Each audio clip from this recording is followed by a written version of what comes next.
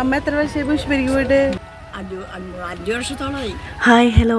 അപ്പം അമ്മ പറഞ്ഞ പോലെ ഞങ്ങൾ ഇന്ന് പുഷ്പഗിരിയിലേക്ക് പോവാണ്. പുഷ്പഗിരിയിൽ എൻ്റെ അമ്മച്ചിയുടെ അമ്മയുടെ അനിയത്തിയുടെ വീടാണ് കേട്ടോ.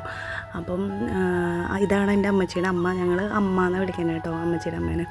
അപ്പം മേമ മരിച്ചിട്ട് ഇപ്പോൾ ഒരു 8 ഇയേഴ്സൊക്കെ ആയി. അപ്പോൾ ഓൾമോസ്റ്റ് ഞങ്ങൾ 7 ഇയേഴ്സൊക്കെ ആയിട്ടോ അപ്പോൾ അങ്ങോട്ടേക്ക് പോയിട്ട്.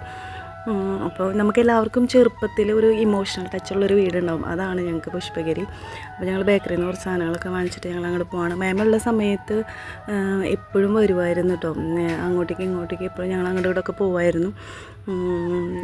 അമ്മ വയ്യാണ്ടായി കഴിഞ്ഞാൽ അമ്മ ഹോസ്പിറ്റലായി കഴിഞ്ഞാൽ മേമ വന്ന് നോക്കും, മേമ വയ്യാണ്ട് ഹോസ്പിറ്റലായി കഴിഞ്ഞാൽ അമ്മ പോയി നിൽക്കുക, അങ്ങനെയൊക്കെ ആയിരുന്നു. അപ്പോൾ ഞങ്ങൾക്ക് ചെറുപ്പത്തിൽ ഞങ്ങളൊരു 2 ദിവസമെങ്കിലും വെക്കേഷനോടെ പോയി നിന്നിട്ടുണ്ടെങ്കിൽ അത് പുഷ്പഗിരിയിലാണ്.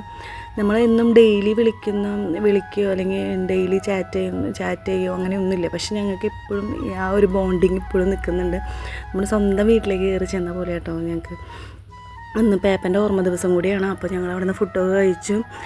റംബൂട്ടാൻ മരത്തിൻ്റെ അടുത്ത് നിന്ന് എല്ലാവരും ചെന്നാൽ ഇപ്പോൾ തുടങ്ങിയില്ല റംബൂട്ടാൻ മരത്തിൻ്റെ അടുത്താട്ടോ, അവിടെ നിന്ന് മാറിയിട്ടേ ഇല്ല. അപ്പോൾ കുറേ റംബൂട്ടാനൊക്കെ പറിച്ച് ഞങ്ങൾ കഴിച്ച് പിന്നെ ബാക്കിത്തെ പറമ്പിലേക്ക് ഒന്ന് പോകണമെന്ന് എനിക്ക് ആഗ്രഹം ഉണ്ടായിരുന്നു. കാരണം ഞങ്ങൾ ചെറുപ്പത്തിൽ വരുമ്പോൾ അവിടേക്ക് കുറേ പോയിട്ടുണ്ടായിരുന്നു. പക്ഷേ അവിടെ കാട് പിടിച്ചിട്ട് പിന്നെ ഇപ്പോൾ മഴ പെയ്ത് കിടക്കുന്ന വഴുക്കണ കാരണം കൊണ്ട് ഞങ്ങൾ അങ്ങടെ അവസ്ഥയ്ക്ക് പോയില്ലായിരുന്നു. പിന്നെ എല്ലാവരും കുറേ നേരം ഇരുന്ന് സംസാരിച്ച് മേമയുടെ പേപ്പൻ്റെ കുറവുകൂടി ഉണ്ടായിരുന്നു. എന്നാലും ഒരുപാട് സന്തോഷമുള്ളൊരു ദിവസമായിരുന്നു കേട്ടോ. അപ്പം ഞങ്ങൾ വെക്കേഷൻ വരുമ്പോൾ നാട്ടിൽ വരുമ്പോൾ പോകണമെന്ന് വിചാരിക്കും. പക്ഷേ അന്ന് എന്തെങ്കിലും ഒരു തടസ്സം കാരണം ഹോസ്പിറ്റൽ കേസ് അങ്ങനെ ഇങ്ങനെയൊക്കെ പോയി നമുക്കന്ന് പോകാൻ പറ്റാറില്ല. അപ്പോൾ അങ്ങനെ ഒരു ദിവസം അന്ന് പോയതാണ്. അപ്പോൾ അങ്ങനെ ഹാപ്പി ആയിട്ട് അങ്ങനെ ഒരു ദിവസം ഞങ്ങൾ എൻഡ് ചെയ്തു.